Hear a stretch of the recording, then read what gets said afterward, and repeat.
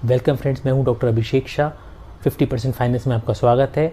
जैसा कि हमने पिछले वीडियो में बात करी थी 4 टाइप्स ऑफ इन्वेस्टमेंट के बारे में, तो उन्हीं में से एक इन्वेस्टमेंट के बारे में आज हम बात करेंगे, जिसे हम कहते हैं इक्विटी। तो दोस्तों, इक्विटी को हम एक एग्जाम्पल से समझते हैं। सपोज़ कि आपने एक बिज़नेस स्टार्ट किया और उस बिज़नेस की पूरी ओनरशिप आप ही की है और वो एक मैन्युफैक्चरिंग बिज़नेस है। मैन्युफैक्चरिंग और मैनेजिंग आपकी बहुत अच्छी तरह चल रही है, आपका बिज़नेस बहुत अच्छी तरह रन कर रहा है, लेकिन उस बिज़नेस को आप एक्सपेंड नहीं कर पा रहे हैं, यानी कि आप मार्केटिंग की आपको ज़रूरत है। तो आपने सोचा क्यों ना एक मैं मार्केटिंग पार्टनर ले आऊँ। तो आपने एक पार्टनर इनवाइट किया, वो पार्टनर आपको ज्वाइन कर लेगा। अब उस पार्टनर को मान लो टोटल बिज़नेस का उसको 40% शेयर दे दिया। अब क्या है, 60% आपके पास रहा, 40% उसके पास रहा। आप इवेंट देखेंगे और मैन्युफैक्चरिंग देखेंगे, वो मार्केटिंग देखेगा, उसका शेयर 40% है। तो जैसे भी जो भी प्रॉफिट एंड लॉस होगा उसे 60 और 40 के रेशो में डिवाइड कर लिया जाएगा, जो कि आप में और उसमें डिवाइड कर लिया जाएगा उसी रेशो में जिसमें पार्टनरशिप हुई है। तो इस तरीके से आपका बिज़नेस एक्सपेंड करेगा। अब मान लीजिए और आपका एक्सपेंशन हो गया उस बिज़नेस का, अब आप उसको और एक्सपेंड करना चाहते हैं, तो क्या तरीका है जिससे आप उसको एक्सपेंड कर पाएँ। तो आइए हम उस तरीके के बारे में जानते हैं। अब आप अपनी कंपनी को और बड़ा करना चाहते हैं, तब आप एक इन्वेस्टर ढूंढेंगे। अब आपको इन्वेस्टर मिल गया, उस इन्वेस्टर ने आपकी कंपनी में पैसा इन्वेस्ट कर दिया। अब वो इन्वेस्टमेंट करने के बाद उसको रिटर्न में आपको और आपके पार्टनर को कुछ पार्ट अपनी कंपनी का उसको देना पड़ेगा, जैसे कि शेयर या इक्विटी बोला जाता है। अब क्या होगा कि जब भी कभी प्रॉफिट या लॉस आपको होगा, तो ये प्रॉफिट और ये लॉस उसी प्रपोर्शन में आप तीनों में डिस्ट्रीब्यूट हो जाएगा, यानी कि जो इक्विटी का होल्डर है वो, और एक आपका पार्टनर और एक आप खुद। तो इन तीनों में उसी प्रपोर्शन में डिस्ट्रीब्यूट हो जाएगा जिस प्रपोर्शन में उसने उसमें इन्वेस्टमेंट कर रखा होगा। एक इन्वेस्टर के लिए, लॉन्ग टर्म इन्वेस्टमेंट के लिए इक्विटी मार्केट सबसे अच्छा विकल्प माना जाता है। इक्विटी मार्केट में लॉस होने के चांसेस भी होते हैं और वॉलेटाइल भी होता है, ऊपर नीचे मार्केट होता रहता है, लेकिन अगर आपने लॉन्ग टर्म में इन्वेस्टमेंट करा हुआ है तो ये इकोनॉमी के राइज के साथ साथ कम होता रहता है। इसीलिए ये जो इक्विटी मार्केट है वो लॉन्ग टर्म में जितने भी इन्वेस्टमेंट के टाइप्स हैं उसमें सबसे ऊपर रहता है रिटर्न के मामले में। अगर आपने लॉन्ग टर्म के लिए इन्वेस्टमेंट किया है तो इक्विटी मार्केट में रिटर्न सबसे ज़्यादा मिलने के चांसेस रहते हैं। क्या आपको पता है वर्ल्ड का सबसे महंगा स्टॉक कौन सी कंपनी का है? जी हाँ, वो वॉरेन बफेट की कंपनी बर्कशायर हैथवे का है, जो कि 25 जून 2021 को सबसे महंगा स्टॉक था। कॉमन स्टॉक इक्विटी इन्वेस्टमेंट का एक तरीका है, इसे डायरेक्ट इक्विटी बोला जाता है। इक्विटी दूसरी तरीके से भी परचेज़ की जाती है, उसे इनडायरेक्ट इक्विटी बोला जाता है। इनडायरेक्ट इक्विटी में आते हैं equity linked mutual funds, equity link insurance, retirement plans और exchange traded funds. Direct equity में हम पैसा डायरेक्ट कंपनी को देते हैं, और इनडायरेक्ट इक्विटी में एक बीच में कंपनी होती है, चाहे वो इंश्योरेंस की हो, चाहे रिटायरमेंट प्लान जो भी दे रही है हमें वो हो, तो हम पैसा उसको देते हैं और वो कंपनी इक्विटीज़ में पैसा लगाती है। तो ये इनडायरेक्ट इक्विटी होती है। इक्विटी में गेन दो तरीके से होता है, एक तो कैपिटल एप्रिसिएशन से और एक डिविडेंड से। कैपिटल एप्रिसिएशन में होता ये है कि कंपनी के स्टॉक की फाइनेंशियल वैल्यू बढ़ गई तो फिर आपकी इक्विटी की वैल्यू भी बढ़ जाएगी। दूसरा, कंपनी को बिजनेस में फ़ायदा हुआ तो वो उस फ़ायदे को डिस्ट्रीब्यूट कर देगी अपने इक्विटी होल्डर्स के बीच, जिसे डिविडेंड बोलते हैं, तो आपकी इक्विटी की वैल्यू बढ़ जाएगी। और इक्विटी हमें लॉस कब होता है? जब किसी भी इक्विटी की कैपिटल वैल्यू कम हो जाती है, तो इससे हमें इक्विटी में लॉस हो जाता है। अब कंपनी ने डिसाइड किया वो हर साल 10% फेस वैल्यू के हिसाब से डिविडेंड भी देगी। अब फेस वैल्यू क्या होती है? फेस वैल्यू शेयर की वो वैल्यू जो उसके फाइनेंशियल बुक में और उसके सर्टिफिकेट्स में, शेयर सर्टिफिकेट में मेंशन होती है। तो उसको कैसे मिलेगा? 500 उस शेयर की प्रेजेंट कॉस्ट है, 10% कंपनी डिविडेंड दे रही है और 10 उस कंपनी की फेस वैल्यू है। तो 500 को 10 से मल्टीप्लाई कर देंगे, 500 मल्टीप्लाई बाय 10 मल्टीप्लाई बाय 10, यानी कि उस कंपनी की जो प्रेजेंट कॉस्ट इक्विटी की वो मल्टीप्लाई करेंगे उससे 10% से, क्योंकि वो 10% डिविडेंड दे रही है उसकी फेस वैल्यू पे। फेस वैल्यू है 10, तो टोटल हो गया 500 रुपये। तो ये 500 रुपये डिविडेंड के रूप में उस इंसान को हर साल मिलता रहेगा। और मान लीजिए अगर कंपनी को इस बीच लॉस हो गया, तो उस लड़के ने जो भी स्टॉक ख़रीदा था, हो सकता है वो उसकी जो भी वैल्यू रही होगी, मान लो उसने 5000 रुपये का स्टॉक ख़रीदा, तो वो 5000 का घट के 2000, 3000, 4000 कुछ भी हो सकता है, तो उसको उसी हिसाब से लॉस भी हो सकता है। उस लड़के ने वो कंपनी का शेयर ख़रीदा कैसे?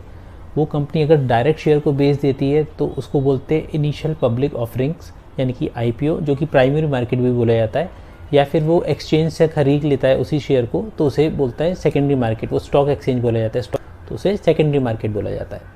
तो इक्विटी मार्केट या स्टॉक मार्केट ऐसा प्लेटफॉर्म है जहाँ पे बिजनेसेस को इन्वेस्टर की ज़रूरत होती है, तो वो उनको इन्वेस्टर मिल जाते हैं और वो उस इन्वेस्टमेंट के बदले, यानी कि बिजनेसेस उस इन्वेस्टमेंट के बदले अपने इक्विटी उन इन्वेस्टर्स को दे देते हैं। इस बिज़नेस के अलावा भी जो इन्वेस्टर्स होते हैं वो आपस में एक दूसरे से इक्विटी का ट्रेड कर लेते हैं। शॉर्ट में स्टॉक मार्केट एक ऐसा प्लेटफॉर्म है जहाँ बिजनेस और इन्वेस्टर्स आपस में ट्रेड कर लेते हैं इक्विटीज़ का। इक्विटी और स्टॉक मार्केट कंपनी की इकोनॉमिक हेल्थ का इंडिकेटर है, अच्छी हेल्थ का इंडिकेटर है। स्टॉक मार्केट की परफॉर्मेंस उस कंट्री की डेवलपमेंट और हेल्थ इकोनॉमी का इंडिकेटर होता है। यूजुअली हर कंट्री अपना एक नेशनल स्टॉक इंडेक्स बनाती है जो कि एक न्यूमेरिकल वैल्यू होती है, जिससे उस कंट्री की इकोनॉमी के बारे में पता चलता है। वो ऊपर नीचे होता रहता है, इसी बिहाफ पे स्टॉक को बाय और सेल किया जाता है। अब इक्विटी स्टॉक्स भी दो टाइप से होते हैं, एक होते हैं पब्लिकली ट्रेडेड होते हैं और एक होते हैं प्राइवेट, जिसे बोलते हैं प्राइवेट इक्विटी। कोई भी कंपनी अपने शेयर को बांट तो सकती है, लेकिन वो पब्लिक से पैसे नहीं ले सकती है। लेकिन हर कोई बिजनेस पब्लिक से पैसे नहीं इकट्ठे कर सकता है। जिन कंपनियों का पुराना रिकॉर्ड अच्छा होगा और एक मिनिमम कैपिटल साइज़ होगा, उन्हीं कंपनियों को स्टॉक एक्सचेंज पे लिस्ट किया जाएगा और वो लिस्ट होने के बाद आईपीओ के थ्रू जनरल पब्लिक से पैसे इकट्ठे कर सकती हैं। जिन कंपनियों की स्टेबल बिजनेस परफॉर्मेंस होंगी वही कंपनी स्टॉक मार्केट में लिस्ट हो सकती है। स्टॉक मार्केट ट्रांसपेरेंसी से काम करता रहे और इन्वेस्टर्स को कोई परेशानी ना हो, इसके लिए इंडिया में एक रेगुलेटरी बॉडी है जिसको सेबी कहा जाता है, securities and exchange board of India. Stock market में बड़ी कंपनियों को ज़्यादा स्टेबल माना जाता है बजाय छोटी कंपनियों के। तो बड़ी कंपनियों की ग्रोथ तो कम होती है लेकिन वो स्टेडीली धीमे धीमे आगे बढ़ती रहती हैं। छोटी कंपनियों की ग्रोथ ज़्यादा होती है लेकिन कभी कभी वो डूब भी जाती हैं। तो जो बड़ी कंपनी है जिनकी ग्रोथ धीमे धीमे आगे बढ़ती जाती है उसे हम ब्लू चिप स्टॉक्स भी बोलते हैं। अब हम बात कर लेते हैं प्राइवेट इक्विटी की। जो कंपनियां अपनी मिनिमम रिक्वायरमेंट सेबी द्वारा रेगुलेट एक मिनिमम रिक्वायरमेंट पूरा नहीं कर पाती है, उनको स्टॉक मार्केट पे लिस्ट नहीं किया जाता है। तो ऐसी कंपनियों में आप लोग कैसे इन्वेस्टमेंट कर पाएंगे? जो छोटी छोटी कंपनियां जो कि स्टॉक मार्केट पे लिस्टेड नहीं है, उनमें भी आप डायरेक्ट इन्वेस्टमेंट किया जा सकता है, लेकिन उस इन्वेस्टमेंट में रिस्क जो होगा वो सारा आपका खुद का ही होगा। उसमें सेबी उस चीज़ को रेगुलेट नहीं करेगी क्योंकि वो मार्केट से अलग है, स्टॉक मार्केट में शामिल नहीं है वो कंपनी। अब हम बात कर लेते हैं इंडियन स्टॉक एक्सचेंज के बारे में। तो इंडिया में 9 अप्रूव स्टॉक एक्सचेंज हैं, जिनमें कि 2 नेशनल स्टॉक एक्सचेंज हैं। एक को बोलते हैं बीएसई और दूसरे को बोलते हैं एनएसई। बीएसई का मतलब है बॉम्बे स्टॉक एक्सचेंज और एनएसई का मतलब है नेशनल स्टॉक एक्सचेंज।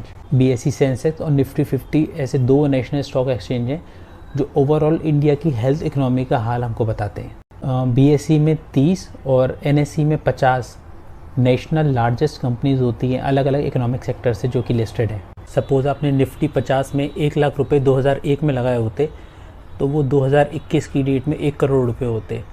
तो ये है कंपाउंडिंग की ताकत। अदर स्टॉक एक्सचेंज के नाम हैं Calcutta stock exchange, metropolitan stock exchange, India international exchange, Indian commodity exchange limited, multi commodity exchange of India, national commodity and derivative exchange और एनएसई आईएफएससी। और अब हम जानते हैं कि इक्विटी मार्केट में हम इन्वेस्ट कैसे कर सकते हैं। 2 ऐसे तरीके हैं जिससे कि हम इक्विटी मार्केट में इन्वेस्ट कर सकते हैं। पहला तरीका है डायरेक्टली इन्वेस्ट करें through demat and trading account. दूसरा तरीका है इनडायरेक्टली इन्वेस्ट करें थ्रू म्यूचुअल फंड, यूलिप्स या ईटीएफ के थ्रू। तो इस पूरे वीडियोस को अब समराइज़ कर लेते हैं कि equity investment long term investment के मामले में काफ़ी अच्छा है और इसमें जो आपको रिटर्न मिलेंगे वो भी काफ़ी अच्छे मिलेंगे। इसमें जो गेन होगा वो दूसरे इन्वेस्टमेंट के कंपैरिजन में काफ़ी अच्छा होगा और कैपिटल एप्रिसिएशन और डिविडेंड के माध्यम से गेन होता है। इंडिया के पास 9 अप्रूव्ड स्टॉक एक्सचेंजेस हैं और उनमें से 2 नेशनल स्टॉक एक्सचेंज हैं जो कि है बीएसई और एनएसई। और आप इक्विटी मार्केट में शेयर्स के थ्रू, इक्विटी म्यूचुअल फंड के थ्रू या ईटीएफ के थ्रू या और अदर इन्वेस्ट कर सकते हैं। वीडियो रहा यहीं तक और जो आज के इस वीडियो में पूछे जाने वाले 2 जो क्वेश्चन हैं वो हैं ये। पहला क्वेश्चन है आईपीओ की फुल फॉर्म क्या होती है और दूसरा क्वेश्चन है बीएसई की फुल फॉर्म क्या होती है। इन दोनों क्वेश्चंस के सही जवाब नीचे कमेंट बॉक्स में दें और रिकॉग्निशन गिफ्ट का इंतज़ार करें। वीडियो पसंद आया तो लाइक, शेयर और सब्सक्राइब करें और आगे के वीडियोस में भी गिफ्ट जीतते रहें। तो शेयर करें, अर्न करें। अगले वीडियो हम डेट इन्वेस्टमेंट के बारे में बात करेंगे।